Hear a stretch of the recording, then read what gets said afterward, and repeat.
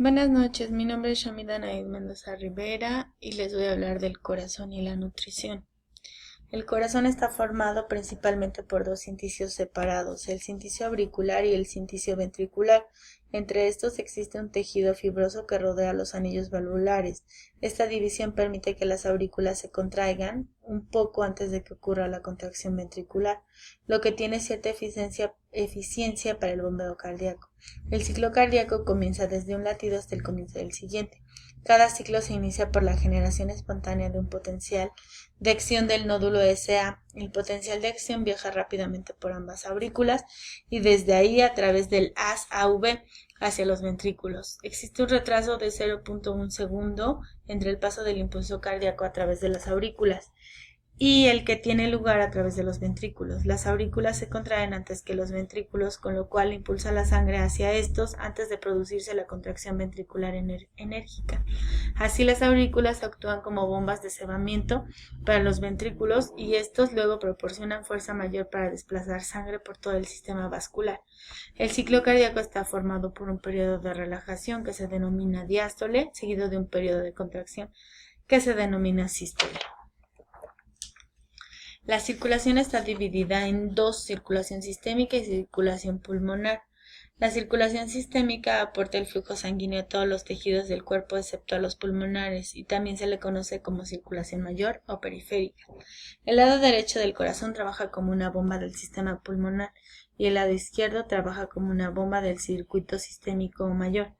En la circulación menor, la aurícula derecha recibe sangre pobre en oxígeno de todas las venas del organismo a través de las grandes venas cavas superior e inferior.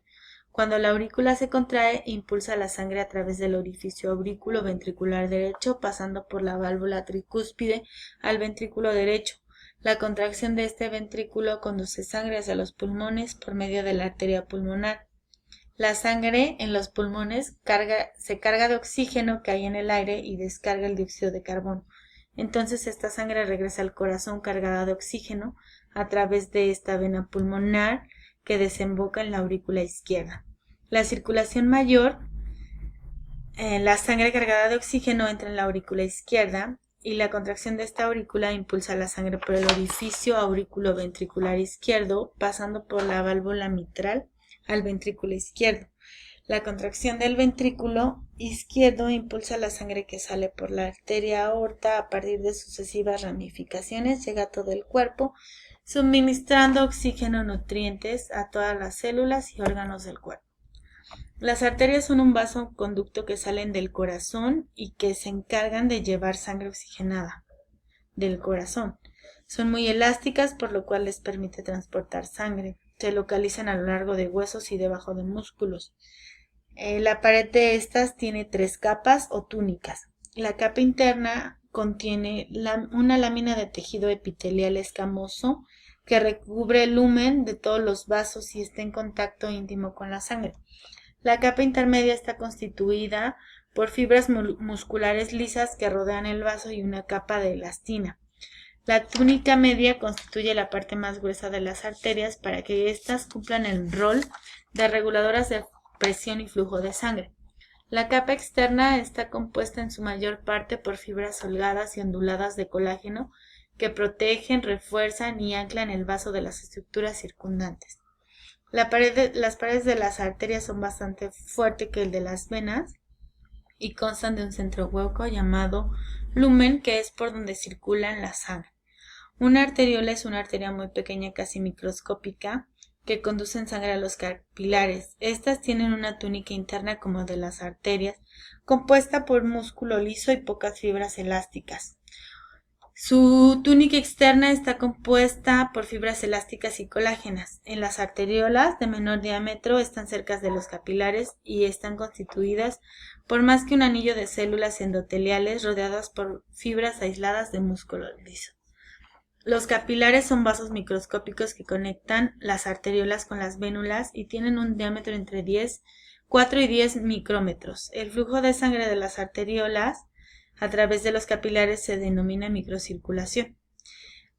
Estas están compuestas solo por una capa de células endoteliales y una membrana basal. Las arterias forman parte de los vasos sanguíneos del cuerpo humano. Son las encargadas de transportar sangre desde el corazón hasta los órganos. Estas son elásticas gracias a las fibras musculares que las rodean y permiten la contracción y la extensión, además de soportar la alta presión de la sangre expulsada por los ventrículos cardíacos. Una arteriola es una arteria pequeña, casi microscópica, con diámetros de 10 y 100 micrómetros. Conducen sangre a los capilares y juegan un papel clave en la regulación del flujo sanguíneo desde las arterias hasta los capilares, regulando la resistencia. Los capilares se conocen como vasos de intercambio porque su principal función es el intercambio de nutrientes y desechos en la sangre, y las células tisulares a través del líquido intersticial. La estructura de estos capilares está bien adaptada a esta función. Cuando varios capilares se unan, forman pequeñas venas llamadas vénulas, que es una vena pequeña, poseen diámetros de entre 10 y 100 micrómetros y recogen la sangre de los capilares y las envían hacia las venas. Las venas son las vías de retorno de la sangre desde los tejidos al corazón. Comienzan colectando la sangre en los lechos capilares. Por el camino, los vasos venosos van incrementando su diámetro y sus paredes van engrosando gradualmente. Debido a sus características de amplio lumen y paredes finas, las venas pueden contener sangre e incluso están solo parcialmente llenas. La sangre consta de una parte líquida, que es el plasma sanguíneo, en el que se encuentran elementos en suspensión. La sangre es de color rojo debido a la presencia de hemoglobina en los hematíes. Su viscosidad y densidad está relacionada con la cantidad de estos, así como su presión osmótica, sobre todo su contenido en proteínas.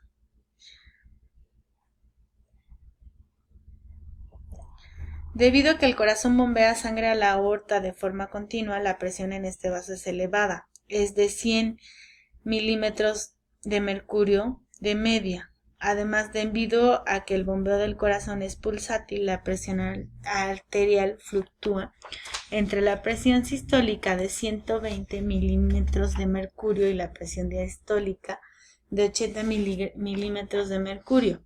A medida que la sangre fluye los restantes bases de la circulación sistémica, su presión va disminuyendo, como lo podemos ver en esta gráfica, de forma progresiva hasta aproximadamente 0 milímetros de mercurio, cuando alcanza la desembocadura en las venas cavas de la aurícula derecha del corazón.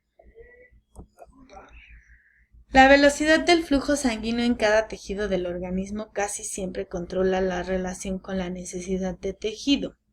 Los tejidos son activos y necesitan un aporte mayor de nutrientes, por tanto un flujo sanguíneo mayor que en reposo. En ocasiones de 20 a 30 veces el nivel de reposo, a pesar de que el corazón normalmente no puede aumentar su gasto cardíaco en más de 4 a 7 veces por encima del nivel en reposo. Por tanto, no es posible aumentar simplemente el flujo de todo el organismo cuando un tejido en particular demanda el aumento de flujo. Por el contrario, la microvasculatura de cada tejido vigila continuamente las necesidades de su territorio, tanto como la disponibilidad de oxígeno y otros nutrientes. El gasto cardíaco se controla principalmente por la suma de todos los flujos locales. Cuando el flujo sanguíneo atraviesa un tejido, inmediatamente vuelve al corazón a través de las venas. Responde automáticamente a este aumento del flujo aferente a la sangre bombeando inmediatamente hacia las arterias.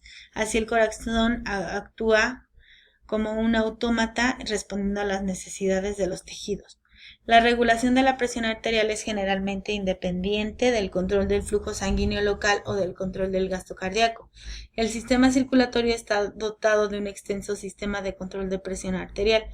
La circulación atiende específicamente a las necesidades de cada tejido en particular. El flujo sanguíneo es la cantidad de sangre que atraviesa un punto dado de la circulación en un periodo de tiempo determinado. Se expresa en milímetros por minuto o litros por minuto. El flujo sanguíneo global de toda la circulación de un adulto en reposo es de unos 5.000 milímetros por minuto. En condiciones fisiológicas, el tipo de flujo mayoritario es denominado flujo en capas o laminar. Este se desplaza en láminas coaxiales o cilíndricas en las que todas las partículas se mueven paralelamente al eje vascular. El flujo sanguíneo turbulento puede representarse en remolinos. Se dice que es turbulento debido a esta forma. El perfil de velocidades se aplana y la relación lineal entre el gradiente de presión y el flujo se pierden debido a los remolinos y se pierde la presión. La presión sanguínea es la fuerza ejercida por la sangre contra una unidad de superficie de la pared del vaso. La presión sanguínea se mide casi siempre en milímetros de mercurio. La sangre está formada por una parte líquida y sólida. La parte líquida, llamada plasma, contiene agua, sales y proteínas. La parte sólida de la sangre contiene glóbulos rojos y glóbulos blancos. Los glóbulos rojos se llaman hematíes o eritrocitos, que son células numerosas de la sangre y se encargan de transportar oxígeno de los pulmones a los tejidos.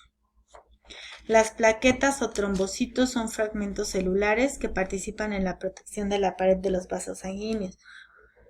El plasma es la parte líquida de la sangre y muy rica en proteínas. El hematrocito es la posición de sangre que le corresponde a los glóbulos rojos. Cuando mayor sea la viscosidad, menor será el flujo en un vaso. Si todos los demás factores se mantienen constantes, la viscosidad de la sangre es normal. La sangre normal es 3 veces mayor a la viscosidad del agua. La microcirculación es la transportación de nutrientes hacia los tejidos y la eliminación de los restos celulares. La microcirculación de cada órgano está organizada específicamente para atender sus necesidades. El líquido intersticial comprende a los líquidos de los espacios que rodean las células y se encuentran en el intercambio de las células. Incluyen también la linfa circulante y los líquidos del tejido conectivo denso y hueso. El líquido intersticial es el que baña las células y siempre está en el exterior de los vasos sanguíneos y en contacto con las membranas celulares. Debido a que el plasma y el líquido intersticial están separados solo por membranas capilares permeables, su composición iónica es similar. La diferencia más importante de estos dos compartimientos es la mayor concentración de proteínas en el plasma. Debido a que los capilares tienen una permeabilidad baja a las proteínas plasmáticas, solo las pequeñas cantidades de proteínas pasan por los espacios intersticiales en la mayoría de los tejidos. La linfa es el líquido intersticial que ha penetrado un sistema de vasos que son los linfáticos. Estos dos líquidos representan el 18% de agua corporal. Los líquidos poseen en su composición aniones, cationes, sodio, calcio, fósforo, fosfato, cloro, potasio y proteínas. La diferencia que existe entre estos líquidos y el líquido intracelular es lo que va a permitir que se establezcan gradientes que permitan a su vez las funciones celulares. En condiciones normales y de reposo, en el interior de la célula es negativo en respecto al exterior, que es positivo. Los factores que promueven este intercambio es la presión del líquido intersticial y la actividad de la bomba linfática. Gracias por su atención.